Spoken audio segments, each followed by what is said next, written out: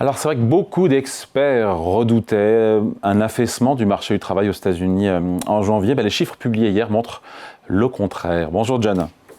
Bonjour David. John Plassard, responsable de la stratégie d'investissement chez Cité Gestion en duplex avec nous depuis Genève. On craignait le pire, même d'ailleurs l'administration Trump était un peu fébrile sur le sujet. Finalement les chiffres d'emploi, création d'emplois du mois de janvier sont bons. Accélération des embauches, 130 000 créations de postes en janvier contre 70 000 attendus. C'est quasiment le double, taux de chômage qui baisse de 0,1 point.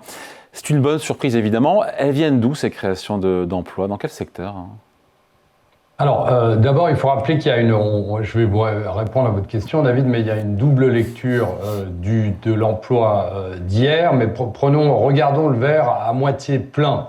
Et vous l'avez dit, on est dans une situation où on a la plus forte augmentation mensuelle depuis décembre 2024. Donc, on est quand même théoriquement et dans la lecture propre de ces chiffres d'hier, en réaccélération. Donc, c'est très positif. Et il y a une autre chose, avant que je réponde à votre question, c'est qu'on a vu une nette augmentation des temps pleins de près de 600 000, avec les temps partiels qui étaient en hausse de 30 000. Donc ça veut dire que c'est quelque chose qui est assez fixe. Vous savez, quand vous avez plein de temps partiels, on se dit que l'avenir est peut-être un peu plus incertain. Et là, ça traduit autre chose. Alors, si on regarde dans les secteurs gagnants, on a la santé qui a engagé pas mal de gens, plus de 80 000. On a l'aide sociale de 42 000 et la construction de 33 000. Donc ça, c'est assez intéressant. Et puis, on a les activités financières de leur côté qui ont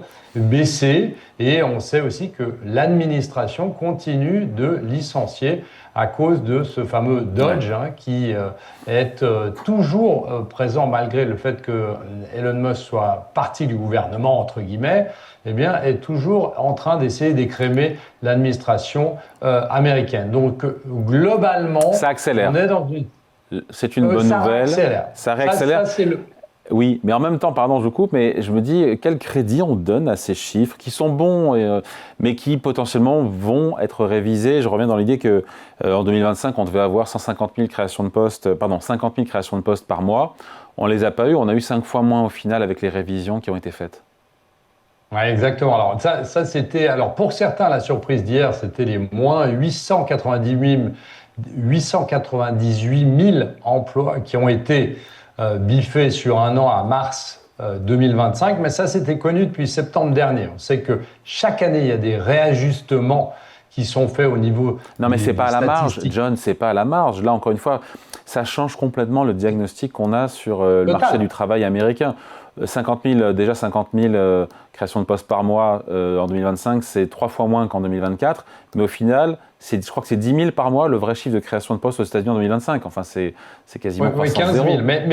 Mais peu importe. Mais ça, c'était quelque chose, David, qu'on savait depuis septembre 2025. Donc on sait, et ça a forcé notamment la Réserve fédérale américaine à dire qu'ils allaient faire une baisse préemptive des taux parce que la qualité intrinsèque de l'emploi aux États-Unis n'était pas aussi fantastique qu'on ne le pensait. Et puis, ce qu'il faut comprendre aussi, et je pense que c'est là où potentiellement on pourra avoir des surprises un peu plus négatives dans le reste de l'année, c'est que en janvier, normalement, on a des ajustements saisonniers très importants, normalement, qui n'étaient pas anticipés par le consensus.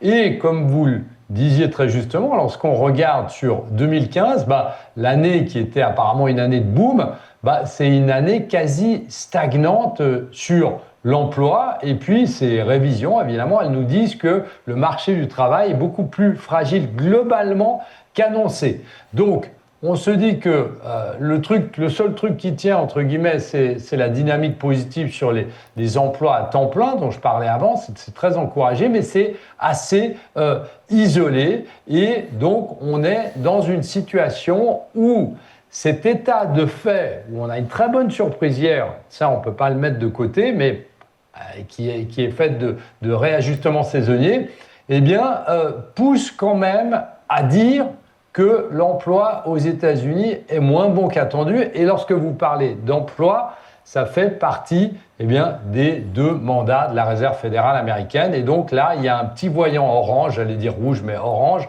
qui est en train de clignoter. En tout cas, cette bonne nouvelle, ça repousse, donc bonne nouvelle sur le front de l'emploi, ça repousse, en tout cas à court terme, toute baisse de taux directeur de la part de la Fed. Les marchés attendaient une première réduction au mois de juin. Ça sera a priori, selon les marchés, pas avant juillet maintenant. Oui, tout à fait. Vous savez, actuellement, la Fed, elle est face à un dilemme. C'est-à-dire, d'un côté, vous avez un chômage stable, ou à légère baisse de 4,4 à 4,3, et des salaires qui sont assez solides, qui progressent, en tout cas au niveau du mensuel. Mais d'un autre côté, il y a évidemment cette révision dont vous avez parlé et dont Jérôme Powell a parlé en septembre dernier, qui fait qu'on a quand même un risque de ralentissement qui augmente. Et face à ça, puisque j'ai parlé du premier mandat de la Fed, le deuxième mandat, c'est quand même la stabilité des prix et donc l'inflation. Et demain, on va avoir des chiffres de l'inflation. Et je vous rappelle quand même qu'on est à 2,7% d'inflation. Donc on n'est pas du tout comme en Europe pour d'autres raisons, mais comme en Europe, en dessous du mandat de la Banque Centrale Européenne, on est largement au-dessus du mandat de la Réserve fédérale américaine. Et donc là, c'est très compliqué. Et comme vous l'avez dit, eh bien, on est dans une situation où les projections de croissance économique, que ce soit celles qui sont prévues par le consensus ou par l'OCDE, eh bien, nous montrent que le risque sur la croissance, elle est à la hausse cette année aux États-Unis, pas sur le premier trimestre parce qu'on a eu un mauvais temps, mais ce sera rattrapé sur le deuxième trimestre.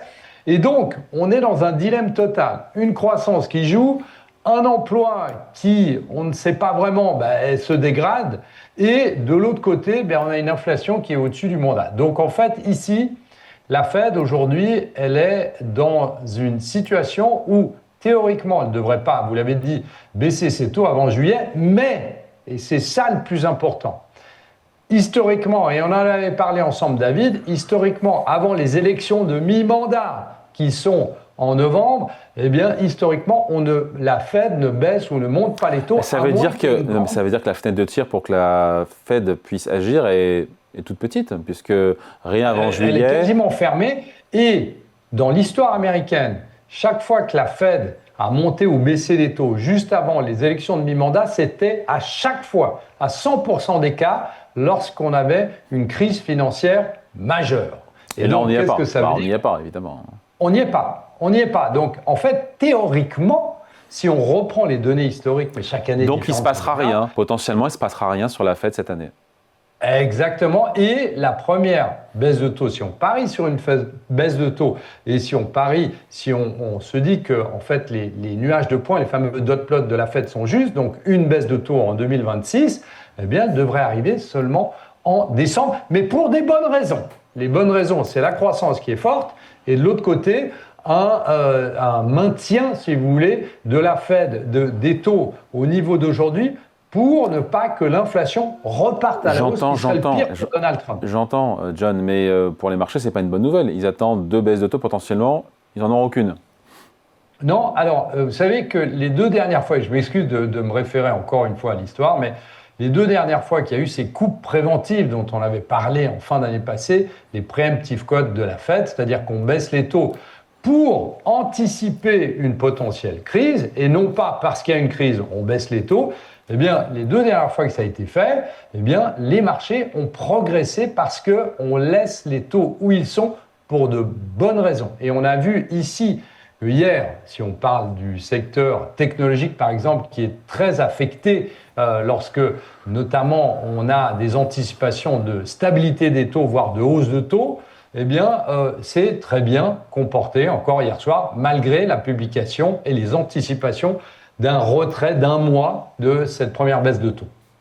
Je note, et on finit là-dessus, que l'arrivée prochaine, en mois de mai, c'est ça, de Kevin Warsh, nouveau et futur président de la Fed, nommé il y a quelques jours par Trump, quelque part, ne va pas changer grand-chose, encore une fois, à ce que la Banque centrale américaine va faire cette année. Non, et je crois même que potentiellement, le consensus n'y croit pas du tout, mais potentiellement, eh bien, il va continuer le très bon travail, je le répète encore une fois, de Jérôme Powell. Alors, il sera peut-être plus proactif d'une certaine manière, c'est difficile à dire aujourd'hui, même s'il a la réputation d'être un peu plus faucon au quiche, mais il va continuer. Et vous savez, une des choses qui est très importante à noter ici, c'est que le revirement de Donald Trump de prendre quelqu'un d'Okish au lieu de prendre quelqu'un qui soit très dovish, c'est-à-dire colombe, eh bien, c'est très certainement Scott Bessent, son bras droit économique, si je peux dire ça comme ça, qui lui a dit « Fais attention, parce que si tu baisses ou si tu pousses pour baisser trop les taux d'intérêt avant les élections de mi-mandat, tu vas potentiellement avoir l'inflation qui va monter, tu vas perdre les deux chambres. » Donc on est dans une situation où, au forceps, le choix de Kevin Warsh est une très bonne chose, et aussi pour les marchés parce que c'est une continuité et c'est pas une dynamique qui va être cassée par rapport à ce qu'on avait avec Jérôme Powell. Allez, merci beaucoup. Explication signée John Plassard pour Cité Gestion en duplex avec nous depuis Genève. Merci John et bonne journée. Très bonne journée.